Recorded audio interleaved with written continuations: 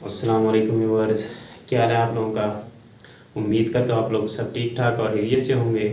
तो ये आप लोगों के लिए एक नई वीडियो के साथ हाजिर हुआ हूँ कि फास्ट टर्म जेल जो है आप लोगों ने देखा हो शायद या ना देखा हो, लेकिन ये यूज़ किस लिए होती है। अगर आप लोगों के जोड़ों कमर में किसी भी जगह पे आप लोगों को दर्द होता है तो इसको इस्तेमाल करने से आप लोग बिल्कुल ठीक हो सकते हैं।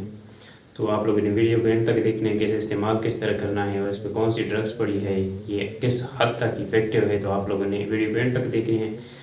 तो व्यूअर्स चलिए शुरू करते हैं। तो व्यूअर्स हम जेल की तरफ आ चुके हैं, फास्ट टर्म जेल की तरफ। ये आप लोगों ने लगाना किस तरह है, ये आप लोगों ने दर्द वाली जगह पे लगाना है। जहाँ भी आप लोगों को दर्द हो, जोड़ों में दर्द हो, कमर में दर्द हो, किसी भी जगह पे दर्द हो, आप लोगों ने उस पर थोड़ा सा उंगलियों पे लगा के उस जगह पे मल लेना है, मसाज करना है। आप लोगों ने 1-2 मिनट तक मसाज करना है और ये दिन में आप लोगों ने 2 मरतबा 2 से 3 मरतबा लगा लेना है।